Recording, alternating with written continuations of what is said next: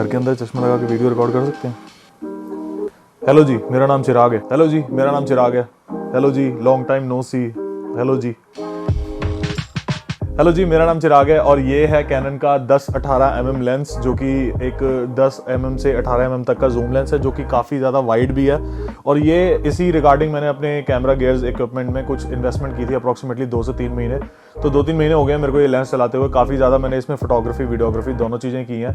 तो ये वीडियो में मैं आप लोगों को ये बताऊँगा कि ये जो लेंस है ना, इसमें आप लोगों के इतने पैसे खर्चने जायज़ हैं। ये नया लेंस आता है 20,000 के आसपास का। क्या ये लेंस आज 8 साल बाद, क्योंकि ये लेंस रिलीज हुआ था 2014 में और अप्रॉक्सीमेटली 8 साल हो चुके हैं, क्योंकि ये 18-20,000 रुपए का लेंस है, तो इतने पैसे खर्चने तो मतलब एक kind of a big deal होती है एक बिगिनर के लिए। तो ये लेंस मैंने यूज किया है मेनली कैनन के 200D Mark II पे। उस हिसाब का मैं आप लोगों को रिव्यू बताऊंगा। क्रॉप सेंसर लेंस है, तो क्रॉप सेंसर कैमरे पे ये काम आएगा।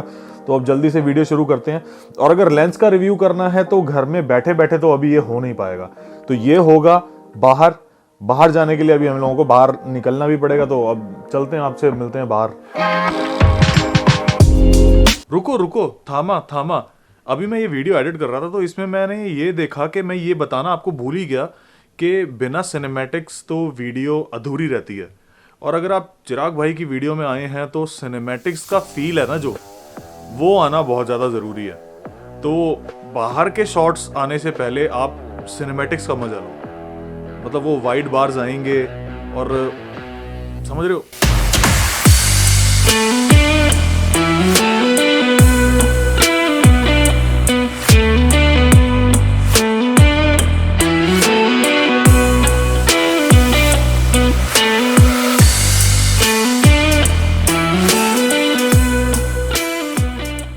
अभी मैं हाईवे पे हूँ, तो sorry for all this disturbance. तो मैं आप लोगों को ये बता रहा था कि 10 से 18 mm लेंस क्यों ज़रूरी है व्लॉगिंग के लिए। तो अभी आप जो मेरे को देख रहे हैं, ये 10 से 18 mm लेंस पे ही है। ये इस टाइम पे 10 mm पे मैंने सेट किया हुआ है, जो कि अगर क्रॉप सेंसर पे मल्टीप्लाई किया जाए 1.6 से तो ये 16 mm बनता है। अगर फुल फ्रेम कैमरा इतनी फोकल लेंथ पे होगा तो वो 16 mm पे होगा। तो 16 mm पे ये इतनी फोकल लेंथ है। अभी मैं अपने सिर्फ हाथ से यूज़ कर रहा हूँ। जैसे देखो, ये मेरा हाथ है, इससे मैंने कैमरा पकड़ लिया, ये दूसरा हाथ है, तो हाथ से इतना वाइड पर्सपेक्टिव आ रहा है। ठीक है, आप मेरे पीछे कितना वाइड देख सकते हैं, क्योंकि आसपास की जितनी भी चीज़ें हैं वो लोग आप देख पाएंगे।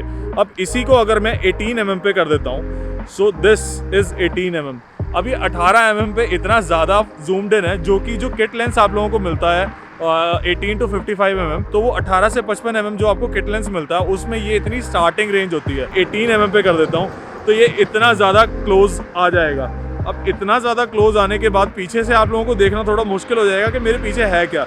अगर ब्लॉग में मैंने अपने दोस्तों को या किसी को लेना हो तो वो चीज़ तो बिल्कुल पॉसिबल होगी ही नहीं है इसमें। सो दैट्स वाई अगर पर्सपेक्टिव के हिसाब से देखा जाए तो 10-18 mm ब्लॉगिंग के लिए तो बहुत ही ज़्यादा मस्ट लेंस है। तो जो पहला रीज़न था वो तो यही था कि पर्सपेक्टिव आप लोगों को दिखाना चाहता था मैं कि ये कितना ज़्यादा वाइड है। अब मैं आप लोगों को एक शॉट दिखाता हूँ। अब जैसे सपोज करो कि ये एक पर्सपेक्टिव है, ठीक है, पीछे सनसेट हो रहा है मेरे, बट अभी मैं अपने फेस के हिसाब से इसने कैमरे को सेट कर रखा है। अब जब मैं यहाँ से हटूंगा ना, तो आप लोगों को समझ आएगा कि लैंडस्केप फोटोग्राफी के लिए या फिर लैंडस्केप अगर आप लोगों को टाइम लैप्स लेना है या वीडियो शूट करनी है, तो उसके लिए ये लेंस कितना ज़्यादा ज़रूरी है। ठीक है, मैं यहाँ से हट जाऊँगा तो वो सारा फोकस चला जाएगा उस पर।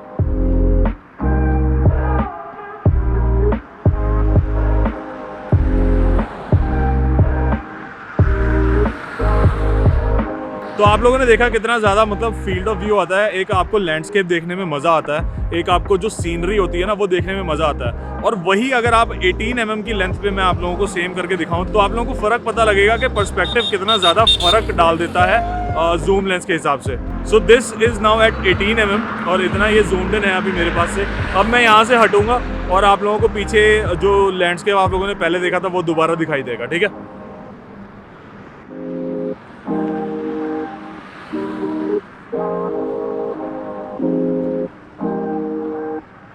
तो आप लोगों को पता लग गया होगा कि कितना ज़्यादा डिफरेंस डज इट मेक। एक पर्सपेक्टिव, एक आपकी फोकल लेंथ अगर वाइड हो तो आपको जो लैंडस्केप और सीनरीज हैं वो देखने में कितना ज़्यादा बेटर लगता है। व्लॉग करने में भी काफी ज्यादा अच्छा लगता है। अभी मैं कैमरे से ज्यादा दूर हूँ नहीं। अब इसका प्लस पॉइंट एक ये भी है कि मेरे कैमरे पे शॉटगन माइक लगा हुआ है। शॉटगन माइक बोले तो जो कैमरे के ऊपर ही जो लट्टू सा लगा होता है, ठीक है।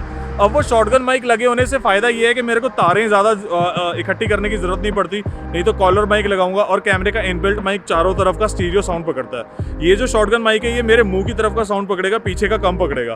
तो इसका फायदा ये है कि अब जैसे मैं आर्म लेंथ पे कर रहा हूँ तो माइक मेरे काफ़ी पास रहेगा एज कम्पेरेटिवली मैं कोई ट्राईपॉड या गोरिल्ला पॉड पे लगा के उसको दूर तक आगे तक मतलब कर दूं तो वो और ज़्यादा सराउंड पकड़ेगा। जितना मुंह के पास माइक होगा उतना कम एक्स्ट्रा नॉइज़ आएगी। जबकि मैं यही टेस्ट करने के लिए अभी हाईवे पे खड़ा हुआ हूँ। अब हाईवे पे बहुत ज़्यादा शोर आता है, गाड़ियाँ निकल रही हैं, टायर्स की आवाज़ है, इंजन की आवाज़ है। तो वो शोर आप लोगों को डेमोस्ट्रेट करने के लिए कि अगर मैं एक बहुत ही ज़्यादा बिजी प्लेस में भी व्लॉग करूँगा ना तो ये लेंस होने की वजह से माइक पास रहेगा, और माइक पास रहेगा तो आप लोगों को आवाज़ बहुत ज़्यादा क्लियर आएगी। तो ये तो हो गया पर्सपेक्टिव और आप लोगों का माइक का जो एडवांटेज था। अब हम लोग सेकंड चीज़ पे आ जाते हैं जो कि है स्टेबलाइजेशन। तो सेकंड पॉइंट है इसका स्टेबलाइजेशन। अब ये जो लेंस है ना इसके अंदर ऑप्टिकल स्टेबलाइजेशन आप लोगों को दी जाती है और ये साइलेंट मोटर है। अगर आप इसको माइक में हटा भी दूंगा ना तो इसकी मोटर की कोई आवाज़ नहीं होती फोकस करते टाइम पे। जैसे 50 mm जो इसका लेंस है ना कैनन वालों का, उसके अंदर बहुत ज़्यादा आवाज़ होती है जब आप उसको फोकस करते हैं या फिर ऑटो फोकस जब वो कर रहा होता है। तो इसके अंदर आवाज़ भी नहीं है और इसके अंदर आपको स्टेबलाइजेशन भी मिलती है। अब स्टेबलाइजेशन का जो फ़ायदा है ना वो असल में पता लगता है जब आप फोटोग्राफी करते हो या फिर आप अगर वीडियो आपने लेनी है। जैसे अभी तो गाड़ी के ऊपर रखा हुआ है मैंने, अगर आप वीडियो ले रहे हो और आप चल रहे हो तो अगर आप स्टेबलाइजेशन में ऑफ करके, अभी आप लोगों को एक एग्जांपल देता हूँ, ठीक है। सी अब स्टेबलाइजेशन ऑफ करने के बाद जब मैं ये चलूंगा तो आप लोगों को इसमें माइक्रो जिटर्स पता लगेंगे क्योंकि इसकी स्टेबलाइजेशन काम कर ही नहीं रही है।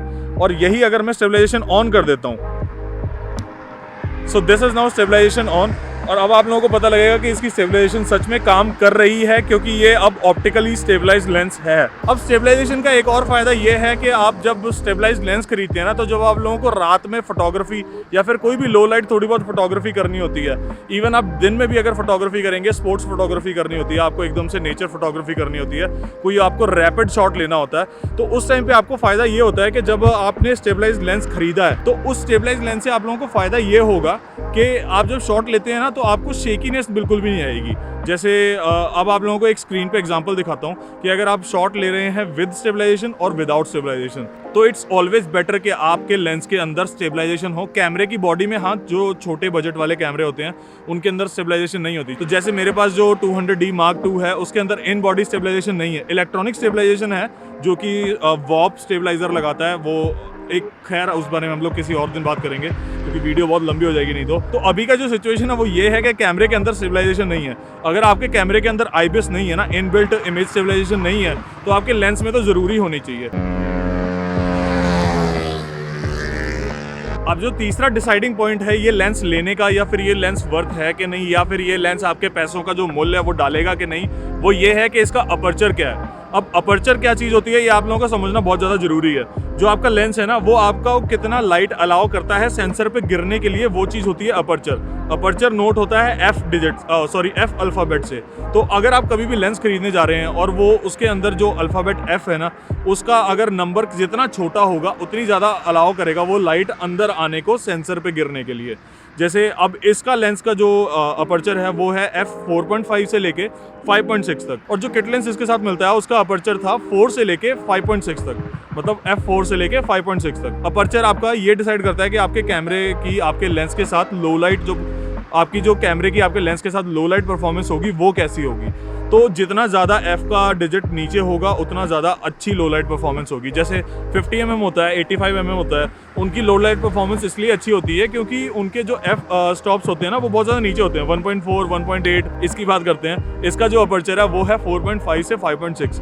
अब देखो टू बी एग्जैक्ट इसकी लो लाइट परफॉर्मेंस बहुत ही ज़्यादा हॉरेबल है, बहुत ही ज़्यादा बेकार है। अगर आपका कैमरा ISO सेंसिटिव ज़्यादा है, जैसे मेरे पास 200D Mark II है, इसमें 1600 के बाद ग्रेन आना अच्छा खासा शुरू हो जाता है नोटिसेबल, जो कि पोस्ट में आप सही भी नहीं कर सकते। 1600 ISO अगर मैंने 1600 से ज़्यादा कर दिया ना तो इसमें इतना ज़्यादा ग्रेन आ जाएगा कि आप लोगों को देखने में मज़ा आएगा ही नहीं।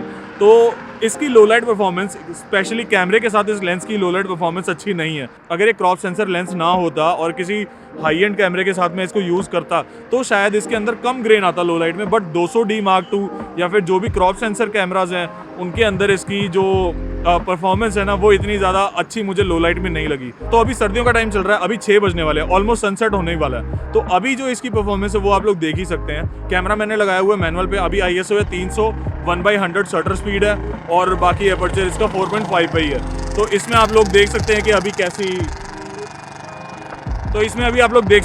कैसी इमेज क्वालिटी आ रही है।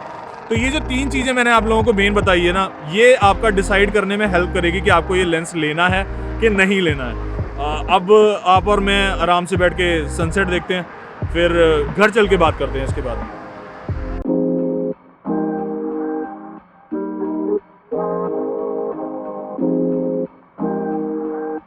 तो हाँ भैया, अब मुझे लगता है आप लोगों को अच्छे से समझ आ गया होगा 10-18 mm के बारे में मैं आप लोगों को क्या बताना चाहता था। तो मेरे हिसाब से जो मेरा ओपिनियन है ना, उसके हिसाब से ये लेंस जो है ये ऑलमोस्ट 2 चीज़ों में बहुत ही अच्छे से आपको हेल्प कर सकता है। पहली जो चीज़ है वो है व्लॉगिंग करते टाइम आपको कोई एक्स्ट्रा ट्राइपॉड वगैरह कुछ कैरी करना नहीं पड़ेगा, आप अपना आर्म लेंथ पे उसके साथ आराम से व्लॉग कर सकते हो। और जो दूसरी चीज़ है वो है आपकी ट्रैवल फोटोग्राफी या फिर लैंडस्केप फोटोग्राफी। अब इसमें अपर्चर आप लोगों का इसलिए ज़्यादा इसमें आप लोगों को बैड इफेक्ट नहीं करेगा, क्योंकि जब आप लैंडस्केप फोटोग्राफी या फिर ट्रैवल फोटोग्राफी करते हो, ट्रैवल से मेरा मतलब है आप लैंडस्केप ही कैप्चर करोगे या फिर आप कोई ऐसा सब्जेक्ट कैप्चर करोगे जो बहुत ही स्लो मूव हो रहा है। एक स्टिल ऑब्जेक्ट होता है आप लैंडस्केप जब फोटोग्राफी करते हैं, तो उसमें उस केस में आप अपना शटर, कैमरे का जो शटर है वो ज्यादा देर तक खोल के रख सकते हैं ताकि सेंसर में ज्यादा देर तक लाइट आए। उसमें फिर आप लोगों को अपर्चर की कोई प्रॉब्लम आएगी नहीं। तो मेरे लिए ये दोनों चीजें ही यहाँ पे एप्लीकेबल हो रही थी। ट्रैवल फोटोग्राफी अपन करते हैं, आपको पता है, अगर नहीं पता तो आप इंस्टाग्राम चेक कीजिए, और व्लॉगिंग तो आप देख ही रहे हैं। तो आई ट्राइड माय बेस्ट कि ये वीडियो एक रॉ वीडियो की तरह से ज्यादा फील हो एज कंपेरेटिवली एक रिव्यू वीडियो, क्योंकि रिव्यू वीडियोस आर बोरिंग और I don't want this video to be boring, है ना। तो अब हम नेक्स्ट वीडियो में मिलते हैं। अब आप जैसे भी मुझे देखेंगे इसी लेंस के साथ देखेंगे, अभी भी आप मेरे को 10-18 में देख रहे हैं, तो बताइएगा जरूर कि आपको कैसी लगी इसकी क्वालिटी और कैसी लगी हमारी कलर ग्रेडिंग। तो तब तक के लिए अब आप भी अपना ख्याल रखिए, हम भी अपना ख्याल रखते हैं। हम जानते हैं कि आप हमें दुआएं दे रहे हैं, हम पहुंच गए, हमारे पास पहुंच गए। See you, tata, take care, bye.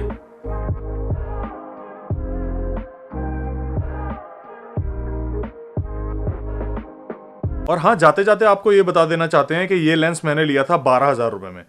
ये अनयूज लेंस है, अप्रोक्सीमेटली ये सिर्फ और सिर्फ 6 महीने चला होगा, ज़्यादा से ज़्यादा 6 महीने चला होगा। इन द सेंस 6 महीने इसमें क्लिक भी नहीं किया है रेगुलर, उससे ज़्यादा तो मैंने इसको यूज़ कर लिया है। और लेंस में कोई फंगस वगैरह कुछ भी नहीं थी। ये मैंने लिया था OLX से।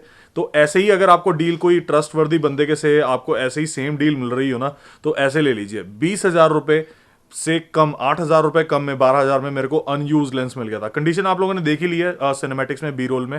तो 12,000 में 10-18 mm lens is very nice.